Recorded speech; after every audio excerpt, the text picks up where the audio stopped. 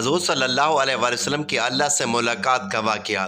ناظرین، ایک دن حضرت عائشہ رضی اللہ تعالیٰ عنہ نے حضور نبی کریم صلی اللہ علیہ وآلہ وسلم سے پوچھا کہ جب آپ اللہ سے ملاقات کے لیے گئے تو کیا آپ نے اللہ کا چہرہ مبارک دیکھا تھا؟ تو آپ صلی اللہ علیہ وآلہ وسلم نے ارشاد فرمایا، ہاں، جب میں نے اللہ کو دیکھا تو میرا سانس بند ہو گیا اور مجھے دوبارہ زندہ۔ بسم اللہ الرحمن الرحیم۔ رسول اکرم صلی اللہ علیہ وآلہ وسلم کو طائف کے دعوتی سفر سے واپسی پر جسم اور روح کے ساتھ بیداری کی حالت میں مسجد حرام سے مسجد اقصی اور پھر وہاں سے ساتوں آسمان، سدرۃ المنتہا، جنت و جہنم اور جہاں تک اللہ نے چاہ ان مقامات کی سیر کرائی گئی۔ اس سفر کو عصر معراج کہتے ہیں۔ معراج کی تاریخ میں علماء کا اختلاف ہے اور کئی اقوال کتب میں مذکور ہیں۔ معراج کے واقعے کا اجمالی خلاصہ کچھ یوں ہے کہ ایک دن نبی کریم صلی اللہ علیہ وآلہ وسلم ام ہانی رضی اللہ تعالیٰ عنہ کے مکان میں آرام فرما رہے تھے کہ یکایک چھت پھٹی اور جبرائیل امین اترے۔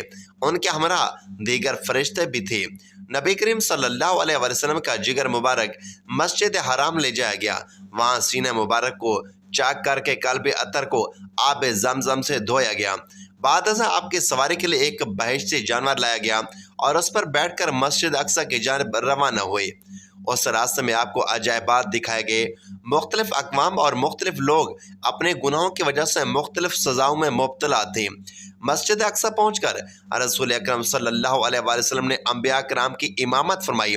اس کے بعد ملائکہ کے ہجوم میں آسمانوں کی جانب روانہ ہوئے اور آسمانوں میں آپ صلی اللہ علیہ وآلہ وسلم نے مختلف انبیاء کرام، حضرت آدم علیہ السلام، حضرت یحییٰ علیہ السلام، حضرت عیسیٰ علیہ السلام، حضرت یوسف علیہ السلام، حضرت ادریس علیہ السلام، حضرت ہارون علیہ السلام، حضرت موسیٰ علیہ السلام، حضرت ابراہیم علیہ السلام سے ملاقاتیں فرمائیں۔ بعد ازاں آپ صلی اللہ علیہ وآلہ وسلم کو سدرۃ المنتہا کی طرف بلند کیا گیا۔ اس مقام پر آپ صلی اللہ علیہ وآلہ وسلم نے حضرت جبرائیل امین علیہ السلام کو اصلی صورت میں دیکھا۔ نیز اللہ جل شانہ کی تجلیات و انوارات کا مشاہدہ کیا۔ یہاں سے بارگاہ اقدس میں پہنچے، بارگاہ الہی میں سجدہ ریز ہوئے اور بالواسطہ کلام خداوندی سے سرفراز ہوئے۔ اس موقع پر نماز فرض کی گئی۔ یہاں سے واپسی پر آپ صلی اللہ علیہ وآلہ وسلم دوبارہ بیت المقدس میں اترے۔ وہاں سے براق پر سوار ہو کر صبح سے قبل مکہ مکرمہ پہنچے۔ یہ سفر معراج کا اجمالی خاکہ لکھا تھا۔ ناظرین، معراج کا واقعہ اللہ تعالیٰ کی قدرت کے بہترین نشانی میں سے ایک نشانی ہے، جس میں اللہ تعالیٰ نے اپنے پیارے محبوب کو اپنی ملاقات کے لیے بلایا، جو چشم زدان میں بظاہر رونما ہوا، لیکن حقیقت میں اس ملاقات میں کتنا وقت لگا، یہ اللہ تعالیٰ اور اس کے رسول صلی اللہ علیہ وآلہ وسلم ہی بہتر جانتے ہیں۔ اللہ تعالیٰ نے اس واقعے میں اپنے محبوب پیغمبر حضرت محمد مصطفیٰ صلی اللہ علیہ وآلہ وسلم کو اپنی قدرت کاملہ کا مشاہدہ کرایا۔ معراج کا واقعہ اعلان نبوت کے 10ویں سال اور مدینہ ہجرت سے 1 سال پہلے سے پیش آیا۔ ماہ رجب کے 27ویں رات تھی۔ اللہ تعالیٰ فرشتوں سے ارشاد فرماتا ہے، اے میرے فرشتوں، آج کی رات میری تسبیح بیان مت کرو، آج کی رات میرا ذکر نہ کرو، میری حمد و تقدیس کرنا بند کر دو، آج کی رات میری اطاعت و بندگی چھوڑ دو، اور آج کی رات جنت الفردوس کو لباس اور زیور سے آراستہ کرو، جنت کو خوب سجاؤ، میری فرما برداری کا کلہ اپنے سر پر باندھ لو۔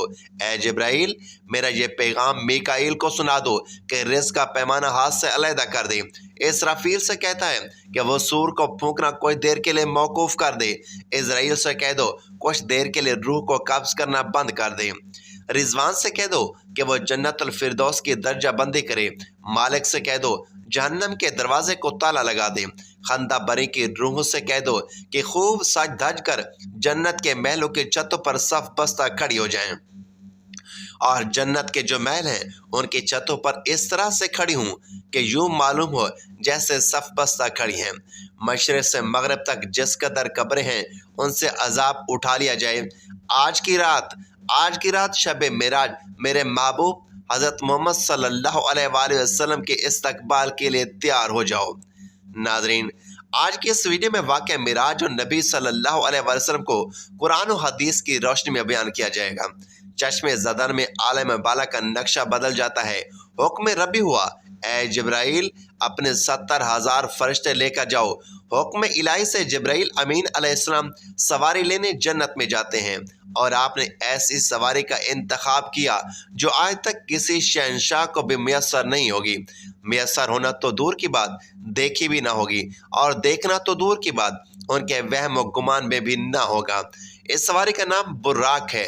تفسیر روح البیان میں ہے کہ نبی کریم صلی اللہ علیہ وآلہ وسلم سے پہلے اس براق پر کوئی سوار نہیں ہوا۔ ماہ رجب کی 27ویں شب کس قدر پرسوز تھی، مطلب بالکل صاف ہے۔ فضاؤں میں عجیب سی کیفیت طاری ہے، رات کیف و نشاط کی مستی میں مست ہوتی جا رہی ہے۔ ستارے پوری آب و تاب کے ساتھ جل ملا رہے ہیں۔ پوری دنیا پر سکوت و خاموشی کا عالم طاری ہے۔ نصف شب گزرنے کو ہے کہ یکایک آسمانوں کے دروازے کھلتے ہیں۔ انوار و تجلیات کے جلوے سمیٹتے ہوئے حضرت جبرائیل علیہ السلام نورانی مخلوق کے جرمٹ میں جنتی براق لیے آسمان کی بلندیوں سے اتر کر حضرت ام ہانی رضی اللہ تعالیٰ عنہ کے گھر تشریف لاتے ہیں، جہاں پہ حضرت محمد مصطفیٰ صلی اللہ علیہ وآلہ وسلم آنکھیں بند کیے دل بیدار لیے آرام فرما رہے ہیں۔ حضرت جبرائیل امین پریشان ہوئے کہ کیسے ان کو جگایا جائے، نیند میں ہیں، اٹھایا تو بے ادبی ہو جائے گی۔ چنانچہ فوراً اللہ تعالیٰ کو حکم ہوا کہ میرے محبوب کے قدموں کو چوم لے تاکہ تیرے لبوں کے مس کرنے سے میرے محبوب کی آنکھ کھل جائے، اسی لیے میں نے تو تجھے کافور سے پیدا کیا تھا۔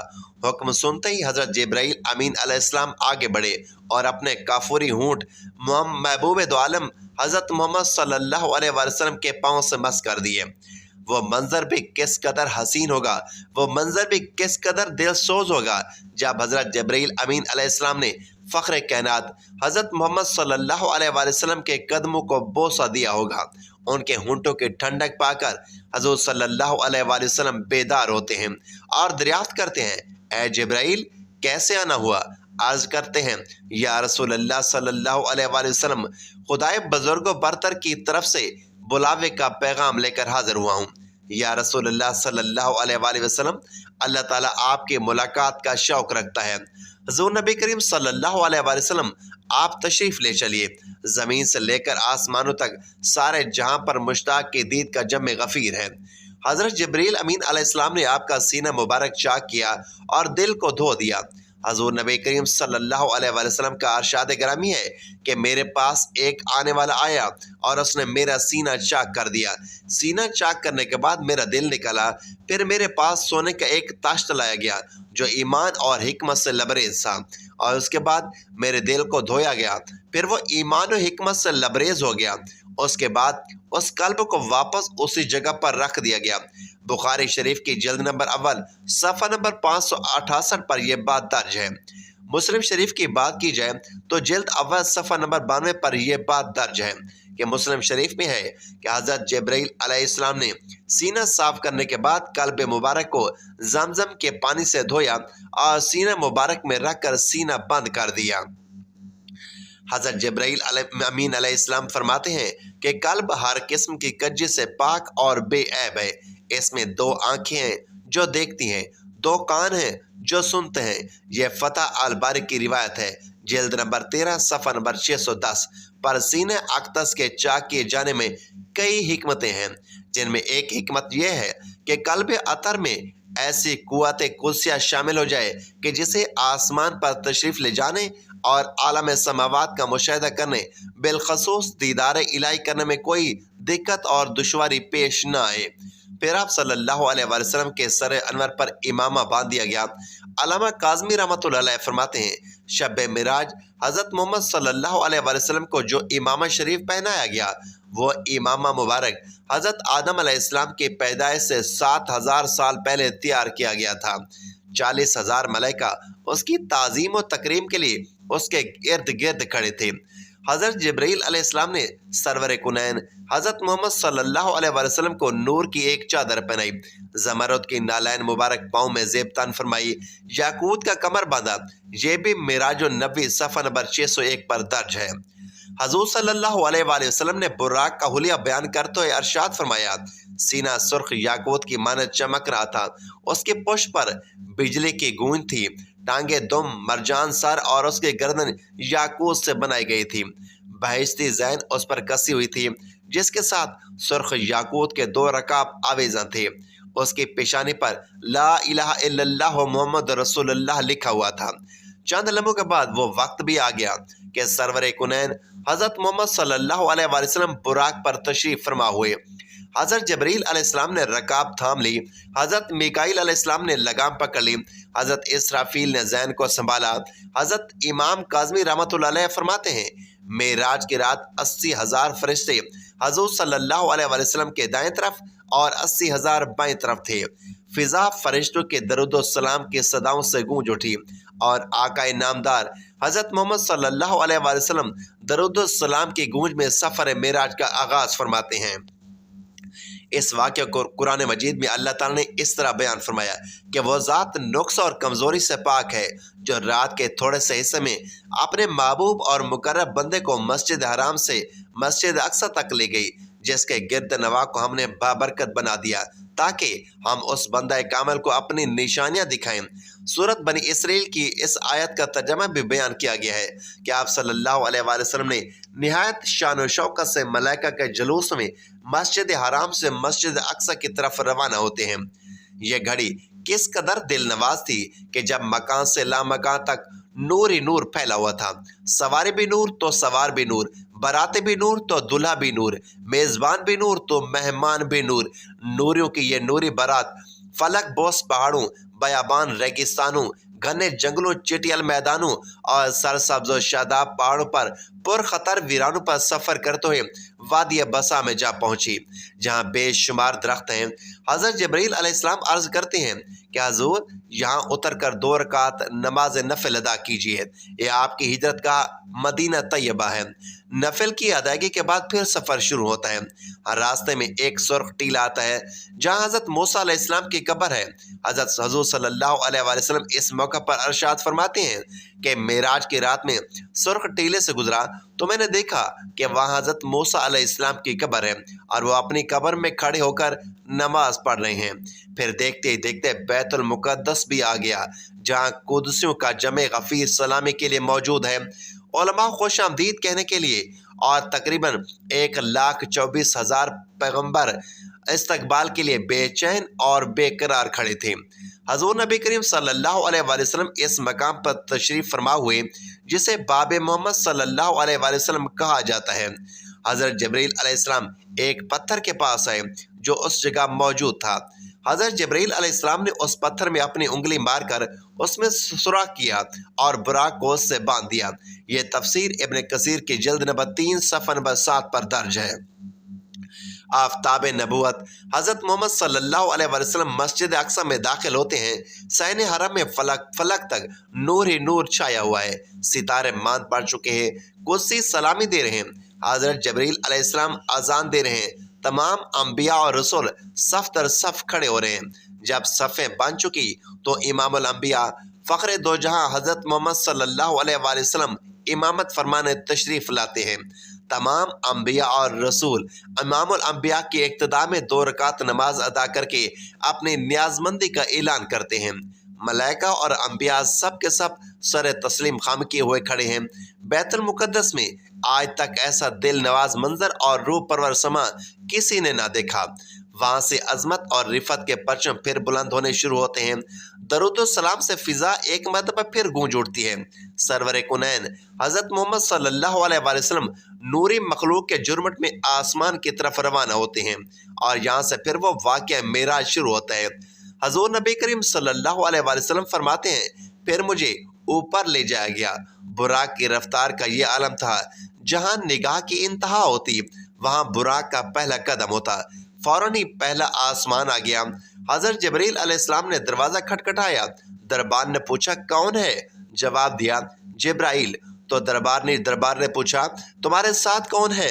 हज़रत जबरील अलैहिस्सलाम ने कहा कि हज़रत मोहम्मद सल्लल्लाहु अलैहि वसल्लम। दरबार ने कहा, मरहबा मरहबा, दरवाज़ा इन्हीं के लिए खोला जाएगा। चुनांचे दरवाज़ा खोला गया। रहमत आलम सल्लल्लाहु अलैहि वसल्लम की मुलाकात हज़रत आदम अलैहिस्सलाम से हुई। उन्हें बताया गया कि ये आपके जलीलुल कद्र फर्जंद हैं, खातमुल मुरसलीन हैं। یہی حضرت محمد صلی اللہ علیہ وآلہ وسلم ہے۔ آقا دو جہاں صلی اللہ علیہ وآلہ وسلم نے دادا جان کہہ کر حضرت آدم علیہ السلام کی بارگاہ اقدس میں سلام ارشاد فرمائے۔ حضرت آدم علیہ السلام نے سلام کا جواب بھی عرض کیا اور اپنے عظیم فرزند کو دعاؤں سے بھی نوازا۔ اس کے بعد مہمان عرش حضور پر نور صلی اللہ علیہ وآلہ وسلم کو دوسرے آسمان کی طرف اٹھایا گیا۔ پہلے آسمان کی طرح دربان نے دوسرے آسمان کا دروازہ کھولا۔ یہاں حضور صلی اللہ علیہ وآلہ وسلم کی سیدنا عیسیٰ علیہ السلام اور یحییٰ علیہ السلام سے ملاقات ہوئی۔ اس یادگار ملاقات اور آسمان کے ملکوتی مشاہدات کے بعد آپ صلی اللہ علیہ وآلہ وسلم کو تیسرے آسمان کی طرف اٹھایا گیا۔ تیسرے آسمان پر حضور صلی اللہ علیہ وآلہ وسلم کی ملاقات سیدنا یوسف علیہ السلام سے کرائی گئی۔ تیسرے آسمان کے مشاہدات نورانی کے بعد حضور صلی اللہ علیہ وآلہ وسلم کو چوتھے آسمان پر پہنچایا گیا۔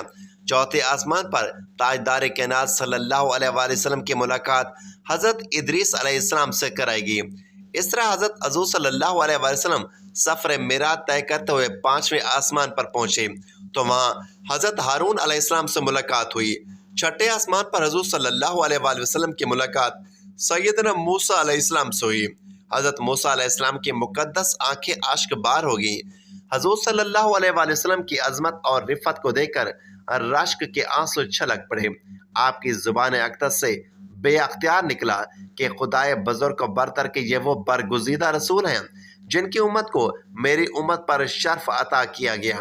میری امت پر جسے بزرگی عطا ہوئی یہ وہی رسول برحق ہیں جن کی امت کو میری امت کے مقابلے میں کثرت کے ساتھ جنت میں داخل کیا گیا۔ مہمان ذی حشر رحمت عالم صلی اللہ علیہ وآلہ وسلم کی ملاقات ساتویں آسمان پر حضرت ابراہیم علیہ السلام سے ہوئی۔ اس کے بعد حضرت محمد صلی اللہ علیہ وآلہ وسلم جو تخلیق میں وہ واحد ہستی ہیں جبرائیل امین علیہ السلام کے ساتھ سدرۃ المنتہا تک سفر کیا۔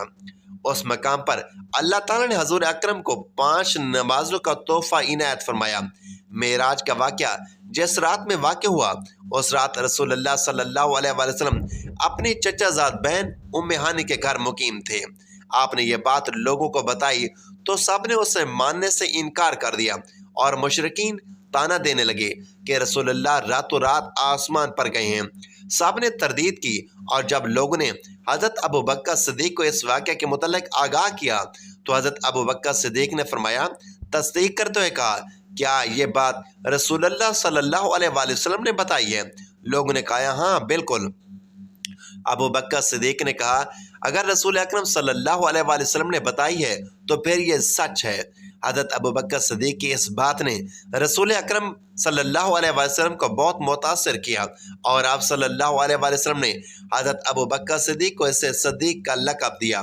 مکہ کا ایک شخص شام اور فلسطین زیادہ سفر کیا کرتا تھا۔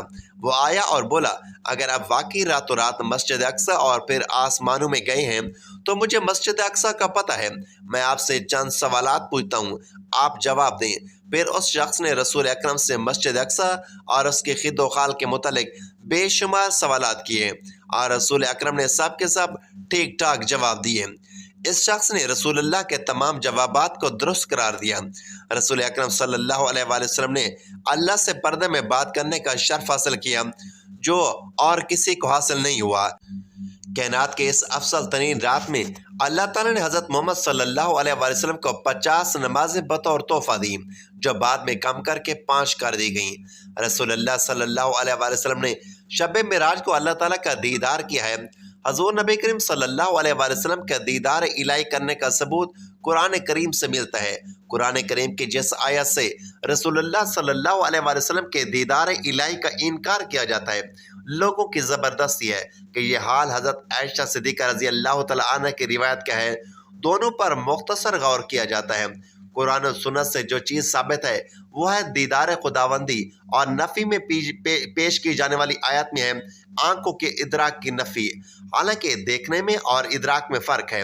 ارشاد خداوندی ہے، نگاہیں اس کا احاطہ نہیں کر سکتی اور وہ سب نگاہوں کا احاطہ کیے ہوئے ہیں۔ میرا رب بڑا باریک بین اور بڑا باخبر ہے۔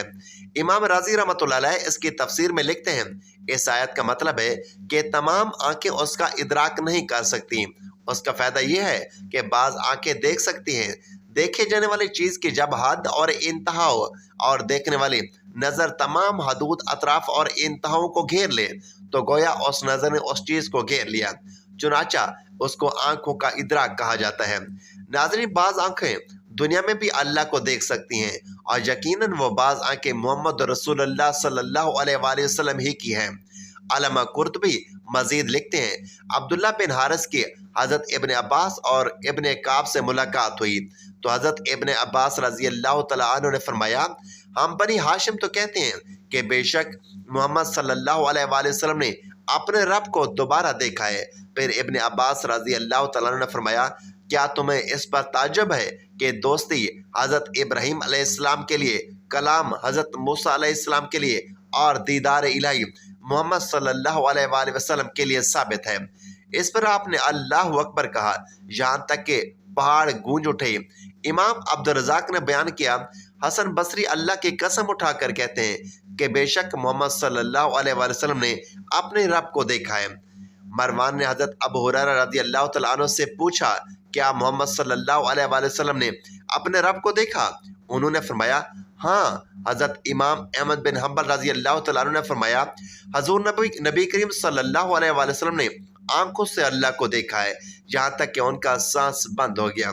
ناظرین، اللہ پاک سے دعا ہے کہ اللہ پاک ہمیں دین کی باتیں سننے، سمجھنے اور اس پر عمل کرنے کی توفیق عطا فرمائے۔ میرا سنانا اور آپ کا سننا اپنی پاک بارگاہ الہی میں قبول و منظور فرمائے اور ہمارا خاتمہ ایمان پر فرمائے، آمین یا رب العالمین۔ پیارے دوستو، آپ لوگوں سے گزارش ہے کہ اگر آپ کو یہ ویڈیو پسند آئی ہو تو ویڈیو کو لائک کریں، دوستوں میں شیئر کریں، چینل کو سبسکرائب کریں اور کمنٹ باکس میں اللہ تعالیٰ کے 99 نام میں سے کوئی ایک نام ضرور ٹائپ کریں۔ اگلی ویڈیو تک کے لیے اجازت دیجیے۔ اللہ حافظ۔